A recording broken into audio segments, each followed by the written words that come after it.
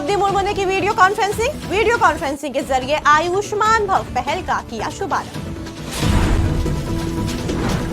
मौलाना जहूर अहमद कासमी का इंतकाल, मौलाना महमूद मदनी पहुंचे उनके घर, परिजनों को दी सांत्वना। रिश्वत लेते पकड़े गए लेखपाल, एंटी करप्शन टीम ने लेखपाल को रंगे हाथों पकड़ा, एफआईआर दर्ज। लगातार हौसले बुलंद हो रहे गुंडे और माफियाओं के, गुंडों को नहीं रह गया प्रशासन का डर, किसानों की जमीन पर जबरन कब्जा किया। आजम खान के घर पड़ी रेड, कांग्रेस प्रवक्ता ने दी प्रतिक्रिया, पहले भी कई बार पड़ चुकी है रेड, प्रवक्ता ने कहा। नमस्कार, आप देख रहे हैं आज की खबर, आपके साथ में हुआ फीफा मलिक। शुरुआत करते हैं इस वक्त की बड़ी खबरों से। प्रतापगढ़ से इस वक्त की बड़ी खबर, तमंचे के साथ युवक की फोटो जमकर हो रही वायरल। पूर्व तहसील लालगंज का रहने वाला बताया जा रहा है युवक, पुलिस को खुली चुनौती दे रहा युवक। दबंगई दिखाते हुए तमंचे के साथ युवक की फोटो वायरल। प्रतापगढ़ से इस वक्त की बड़ी खबर, तमंचे के साथ युवक की फोटो जमकर हो रही वायरल। पूर्व तहसील लालगंज का रहने वाला बताया जा रहा युवक, पुलिस को खुली चुनौती दे रहा दबंग युवक।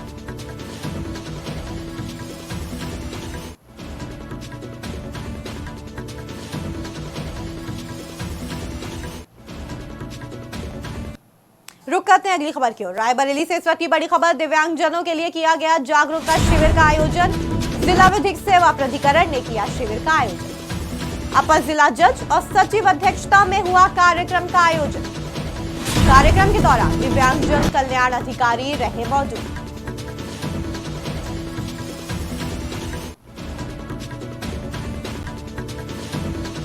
रायबरेली से इस वक्त की बड़ी खबर, दिव्यांगजनों के लिए किया गया जागरूकता शिविर का आयोजन, जिला विधिक सेवा प्राधिकरण ने किया शिविर का आयोजन। आज यहाँ पर जिला विधिक सेवा प्राधिकरण के तत्वावधान में दिव्यांगजन जागरूकता शिविर और उनको किस प्रकार से समाज के आगे बढ़ने हेतु कानूनी सहायता या सामाजिक सहायता, उनके आर्थिक उन्नयन, व्यक्तिगत जागरूकता हेतु आज हमारे मुख्य अतिथि माननीय एडीजे सर आज मुख्य अतिथि के रूप में यहाँ उपस्थित हुए और मेरे द्वारा विभाग की योजनाओं के बारे में बताया गया और जज साहब के द्वारा किस प्रकार से इनकी कानूनी सहायता की जाए और किस प्रकार से इनको समाज में आगे बढ़ाने का प्रयास किया जा रहा है, उसके बारे में विस्तार से एडीजे सर के द्वारा आज इस पर चर्चा की। राज्य विधिक सेवा प्राधिकरण के तत्वावधान में एवं जिला विधिक सेवा प्राधिकरण के अध्यक्ष माननीय जनपद न्यायाधीश श्री तरुण सक्सेना जी के दिशा निर्देशन में आज दिव्यांगजन सशक्तिकरण अधिकार के संबंध में यहाँ पे शिविर का आयोजन किया गया, जिसमें दिव्यांगजन भाई बंधुओं को उनके अधिकारों के संबंध में अवगत कराया गया एवं उनको यह भी बताया गया कि उनके क्या क्या विधिक अधिकार हैं और वो उन विधिक अधिकारों के माध्यम से अपने अधिकारों को सृजित करके वो समाज की कैसे मुख्यधारा में शामिल हो सकते हैं। इन संबंध में उनको विस्तृत रूप से मेरे द्वारा दिव्यांगजन अधिकारी के माध्यम से एवं इस संस्था के प्रबंधक के माध्यम से जानकारी पहुंचाई। रायबरेली से इस वक्त की बड़ी खबर, दिव्यांगजनों के लिए किया गया जागरूकता शिविर का आयोजन। अब खबरें विस्तार से। अयोध्या में श्री कृष्ण जन्माष्टमी का पर्व बहुत ही हर्षोल्लास और भक्तिमय वातावरण में मनाया गया। जगह जगह पर भगवान श्री कृष्ण के पंडाल लगाए गए और झांकियां भी सजाई गई। इस दौरान पूरा नगर भगवान श्री कृष्ण की भक्ति से झूम उठा। वहीं संत गीतांजलि चिकित्सालय और शोध संस्थान के डॉक्टर संतोष कुमार सिंह ने बताया कि विगत 25 वर्षों से मकबरा पर श्री कृष्ण जन्माष्टमी के कार्यक्रम का आयोजन हमारी संस्था और समिति द्वारा कराया जाता है। इस कार्यक्रम को करने का मुख्य उद्देश्य हमारे यह है कि समाज में भाईचारा और अमन चैन बना रहे। द्वारा दिए गए उपदेश है उनको प्रचारित और प्रसारित करना है और छोटा सा प्रयास हम लोगों की तरफ से है। हम लोग अनंत तो नहीं हो सकते, लेकिन हमें प्रयास किया जा सकता है कि महाभारत में श्री कृष्ण के जो उपदेश दिए गए हैं उन उपदेशों की पूर्ति हेतु समाज में शांति और व्यवस्था, जो इस वक्त आज के वर्तमान युग में जिसकी सबसे ज़्यादा ज़रूरत है, शांति और व्यवस्था को कायम रखना। जहाँ पे जात पात ऊंच नीच के भेदभाव को खत्म करते हुए समाज में निष्पक्ष और स्वतंत्र जीवन यापन के लिए जो प्रयास किए जा रहे हैं उसमें से एक छोटा सा प्रयास हमारे यहाँ पे किया जाता है। इस कार्यक्रम के अंतर्गत पिछले 25 सालों के विगत निरंतर प्रोग्राम के दौरान सांस्कृतिक कार्यक्रम, बच्चों के लिए कार्यक्रम किया जाता है, दीन दुखियों के लिए दीन दुखियों के बेहतर कल्याण हेतु सामाजिक कार्य। बिजनौर में लगातार हो रही बारिश से कई नदियां उफान पर हैं, जिसमें गंगा नदी के पुल पर पानी खतरे के निशान से ऊपर बह रहा है। कई गांवों में बाढ़ जैसे हालात पैदा हो गए हैं, जिसमें कई घरों में पानी भी दाखिल हो गया है। वहीं अचानक बारिश से खाने की सामग्री भी बर्बाद हो चुकी है, जिससे लोगों को खाने की किल्लत बढ़ गई है और किसानों के खेत में कई फीट पानी भरा हुआ है, जिसके कारण फसलें नष्ट हो चुकी हैं। ग्रामीणों ने प्रशासन से मदद की गुहार लगाई है। अब देखना होगा कि प्रशासन कब एक्शन मोड में आता है। खबर देवरिया से है, जहां एक भावुक कर देने वाला वीडियो सामने आया है। ये वीडियो आदर्श प्राथमिक विद्यालय का है, जहां के सीडीओ रविंद्र कुमार का ट्रांसफर लखनऊ कर दिया गया है। प्राथमिक विद्यालय के छात्र और छात्राएं इतना भावुक हो गए कि वो फूट फूट कर सीडीओ के गले से लिपट कर रोने लगे। ये देखकर जिले के तमाम अफसर, अभिभावक जो विदाई समारोह में मौजूद थे, उनकी भी आंखें नम हो गई। देखिए, लगभग 1 साल पहले इस विद्यालय में हम लोग एक BHND सेशन चेक करने आए थे। उस समय यहाँ के जो गुरजनगण हैं, जो बच्चे हैं, उनकी शिक्षा के प्रति उत्सुकता को, उनके लगाव को देखते हुए, चूँकि विद्यालय में संसाधनों की कुछ कमी थी, तो वो सारा यहाँ के समाजसेवी लोगों से, यहाँ के अन्य संबंधित लोगों से, कुछ NGOs के माध्यम से सारी संसाधनों को पूरा किया गया और बच्चे उत्तरोत्तर शिक्षा की दिशा में आगे कदम उठा रहे हैं, बढ़ रहे हैं और अच्छी शिक्षा ग्रहण कर रहे हैं। यहाँ के टीचर्स भी, यहाँ के अन्य स्टाफ भी बहुत मोटिवेटेड हैं। बच्चों को बहुत अच्छा अनुशासन उन्होंने सिखाया है। इतना अच्छा विद्यालय, जो फूल पौधे सब लगे हुए हैं, बावजूद उसके बच्चे इतने अनुशासित हैं। एक बच्चा भी कोई फूल पौधा को नुकसान नहीं पहुँचाता है और शिक्षा के प्रति बच्चे यहाँ से निकलते हैं। उनके गार्जियंस भी मोटिवेट हुए और वही गार्जियंस जो यहाँ पर ध्यान नहीं देते थे, अब वही गार्जियंस आकर के गाँव के लोग इस विद्यालय में कभी कोई पंखा, कभी कुर्सियाँ, कभी कुछ लोग दान कर रहे हैं और बच्चों की शिक्षा पर विशेष ध्यान दे रहे हैं। बच्चों ने भी काफ़ी अच्छा किया और कोई बच्चे विद्या ज्ञान और अन्य परीक्षाओं में सफल भी हुए। और 3 बजे एक तरफ सरकार के द्वारा आयोजित कार्यक्रमों की तारीफ की जा रही है, वहीं दूसरी ओर फिरोजाबाद के एक फर्जी हॉस्पिटल की लापरवाही से महिला की जान चली गई। बताया जा रहा है कि पिछले 1 महीने में लगभग 12 लोगों की जान इस तरह गई है, जिसके बाद भी प्रशासन हॉस्पिटल पर कोई कार्रवाई नहीं कर रहा। 3 बजे मैं नाइट में आ गई थी, तो इन्होंने पेशेंट को देखा, ये बोले कि ऑपरेशन से होगा बच्चा, ऑपरेशन से होगा। मैंने कहा कोई बात नहीं, करवा दो ऑपरेशन से बच्चा, ठीक है। मगर मैंने ये बोला कि नहीं, देख लेना, यानी कि आप कर सको तो बताओ कि नहीं हो जाएगा, कि ऐसा करो जांच करवा लो। अब देखी भी हमारे पास थी, वो भी देखी, अल्ट्रासाउंड देखी, जांच वगैरह देखी, हर चीज देखी, ठीक है। अब इन्होंने बोले कि जांच करवा लो। मैंने कही कोई बात नहीं है, मैं वो इतने रुपए दो और जांच होंगी। मैंने कही ले जाओ। अब जांच में भी इन्होंने नहीं बताया था कि इतना खून है, क्या है। इन्होंने तुरंत फाइल में अपने कागज को लेके आया 5 बजे सुबह कल, और रात में 5 बजे नहीं लेके आए, नाइट में मैं 3 बजे यहाँ प्रस्थान हो गई थी। 3 बजे आए, ठीक है। उन्होंने ऑपरेशन किया 5:30 बजे के लगभग। ऑपरेशन में उसकी नस कट गई कोई, वो परेशान हो गई 2-3 घंटे बाद। फिर इन्होंने बताया नहीं। वर्षा, कितनी उम्र थी? 23 साल।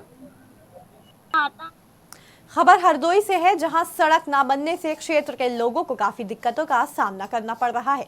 जानकारी के मुताबिक बरसात होने से कच्ची सड़क पर घुटने तक कीचड़ हो जाती है, जिसके चलते ग्रामीणों को काफी दिक्कतों का सामना करना पड़ता है और बारिश के समय बच्चे स्कूल नहीं जा पाते।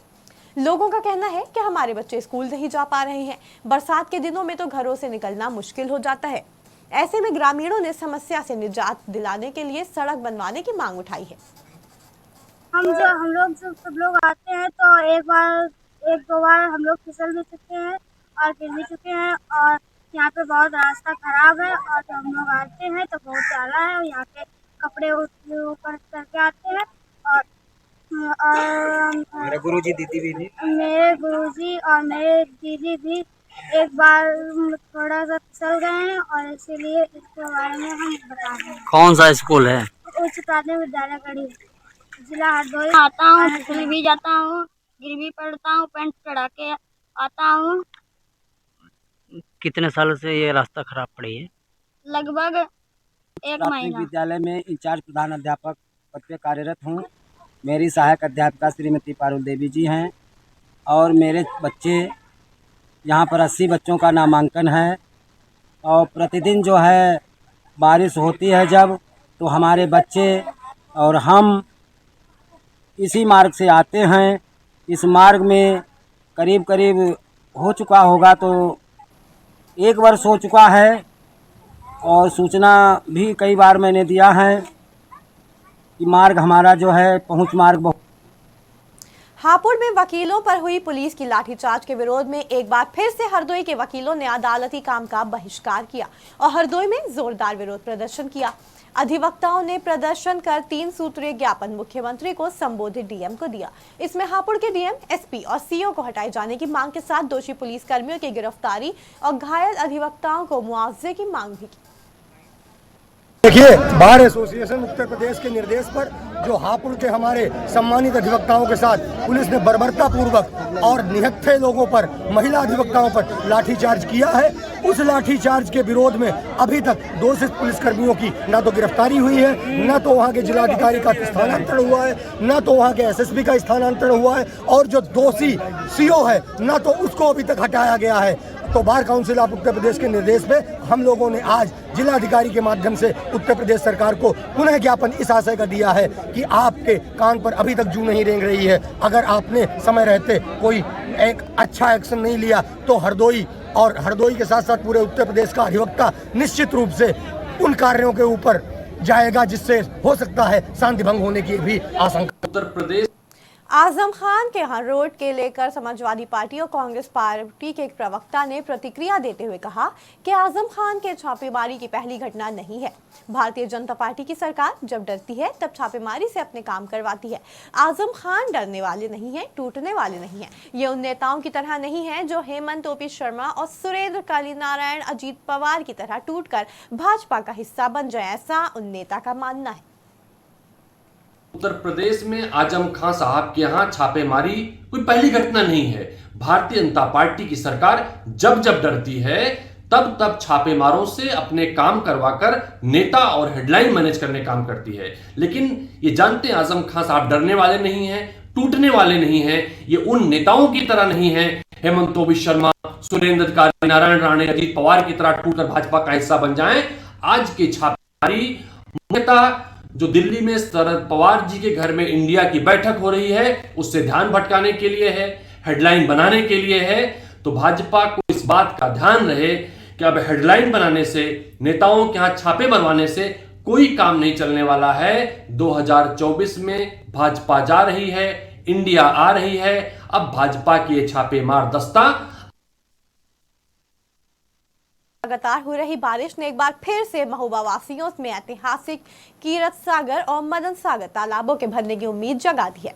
कीरत सागर तालाब की ओर आने वाली नहरों में पानी तेजी से आ रहा है, जिसमें तालाब का पानी करीब 2 फीट तक बढ़ चुका है। इस भारी बारिश ने अवैध तरीके से की जा रही प्लॉटिंग व्यवस्था की पोल खोल दी है। दरअसल लंबे समय से महोबा शहर में मानक के विपरीत अवैध प्लांटिंग का खेल जारी है, जिसका खामियाजा वहां रहने वाले लोगों में भुगतना पड़ना है। मथुरा में राष्ट्रपति द्रौपदी मुर्मू ने बुधवार को राजभवन से वीडियो कॉन्फ्रेंसिंग के माध्यम से केंद्रीय स्वास्थ्य और परिवार कल्याण मंत्रालय की आयुष्मान भव पहल का शुभारंभ किया। आयुष्मान भव एक राष्ट्रव्यापी पहल है जिसका मकसद देश के हर गांव और कस्बे तक स्वास्थ्य सेवाओं की व्यापक पहुंच प्रदान करना है। ये पहल आयुष्मान भारत कार्यक्रम की सफलता के मद्देनजर शुरू की गई। आयुष्मान भव अभियान का कार्यक्रम वर्चुअल के माध्यम से मथुरा के जिला अस्पताल में किया गया।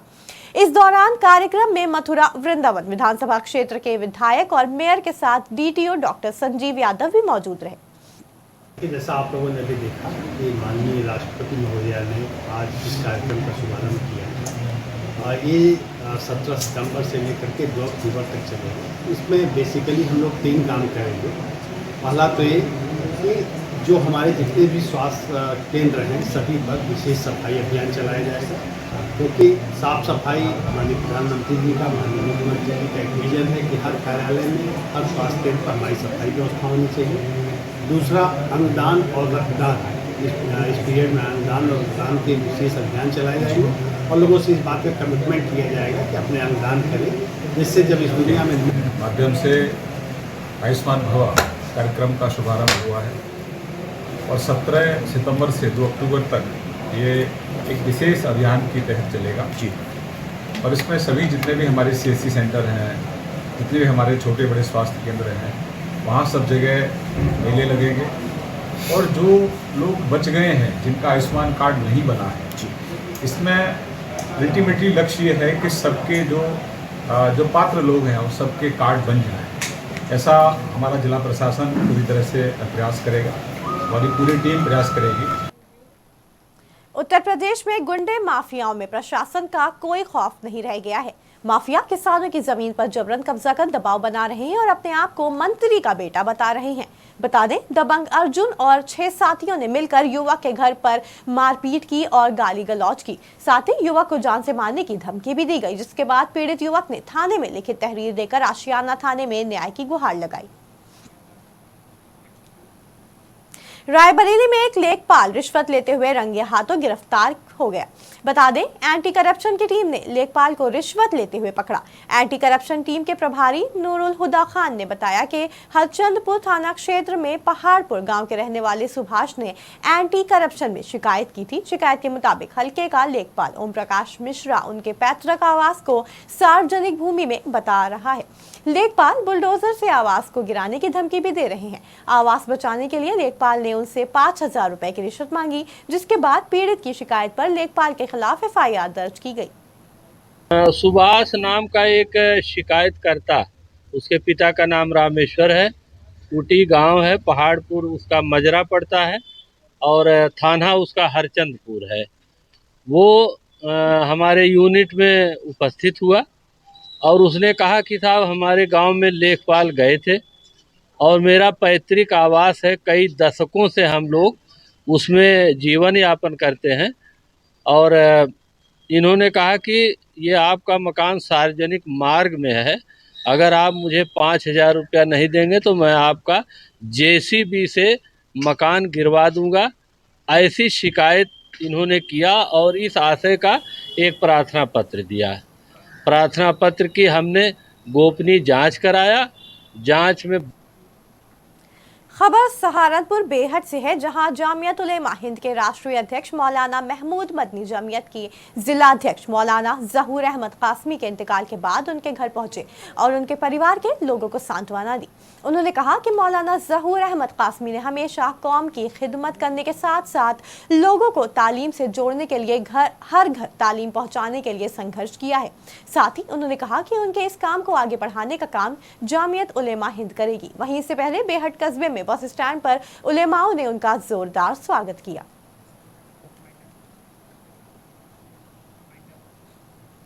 उत्तर प्रदेश की बड़ी खबरों में फिलहाल इतना ही। आप जुड़े रहें आज की खबर के साथ ताजा तरीन खबरों के लिए।